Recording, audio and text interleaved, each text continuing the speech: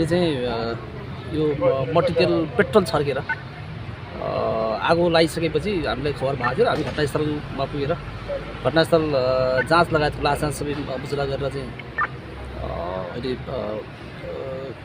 लास चाहिँ हस्पिटलमा राखिरहेको अवस्था छ। घटनामा सरस्वती घटना हेर्दाखेरि शङ्कास्पद थियो। त्यो कारणले गर्दा त्यो घटनामा 2 जना मान्छेहरू घटनामा जस्तो मृतकको सासू र मृतकको नन्दलाई हामी तत्काल घटनास्थलबाट पक्राउ गरेर थप अहिले अनुसन्धान भइरहेको छ र घटनाको सम्बन्धमा अहिलेसम्म मृतकको ससुरा यता मृतक को चाहिँ सासू र मृतकको नन्दको नाममा जारी प्राप्त भएको छ र त्यो अनुसारको हामी अनुसन्धान पनि गरिरहेको अवस्था छ। यो घटनाको विषयमा चाहिँ यो घटना घटाएको भन्ने स्वीकार पनि भइसक्यो भन्ने अनुसन्धान प्रारम्भिक अनुसन्धान आएको छ भनेको हो।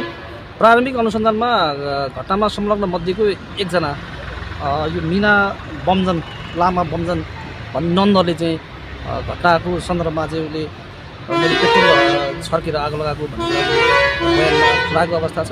त्यो प्रारम्भिक बयानमा त्यो आएको छ। थप यसमा अन्य केही संलग्नता अथवा अरू के छ भन्ने कुराको सन्दर्भमा हामी अनुसन्धान गरिरहेका छौँ।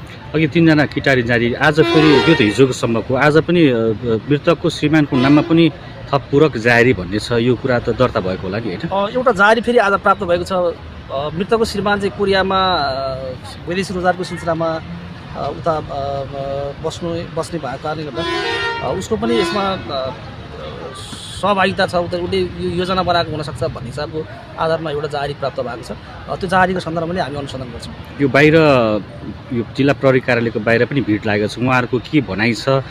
उहाँहरूको माग चाहिँ के छ? तपाईँले बुझ्नुभयो, सम्बोधन गर्नुभयो? आज एउटा लेडिजको पेट्रोल लगाएर दिनदाडे हत्या भएको विषयवस्तुमा त्यो घरको वरिपरि लगायतका आम नागरिकहरूलाई यो विषयमा अलिकति चासो छ। यो विषयमा यसलाई सही ढङ्गले यसको कानुनी तवरबाट यसको अनुसन्धान गरेर दोषीलाई कडाभन्दा कडा कारबाही गरिदिनुपर्छ भन्ने सन्दर्भमा एउटा सचेत नागरिकहरू एउटा प्रेसर गर्ने हिसाबले उहाँहरू भेला जम्मा हुनुभएको। त्यो सन्दर्भमा यहाँका विभिन्न व्यक्तिहरूसँग हामीले समन्वय गरेर घटनाको सत्य तथ्य अनुसन्धान गर्ने सन्दर्भमा प्रहरी प्रतिबद्ध छ भन्ने हिसाबको हामीले त्यही हिसाबले व्यक्त गरिसकेका छौँ र त्यही आधारमा उहाँहरू को मागहरू सम्बोधन भइसकेको अवस्था छ। भर्खर तपाईँहरू पुस 8 गते आज 2 दिन भयो हत्या भएको। हत्या नै भन्नुपर्छ, यहाँले पनि मलाई लाग्छ अनुसन्धानमा प्रारम्भिक रूपमा स्वीकार पनि गरिसक्यो भनिसकेको छ होइन?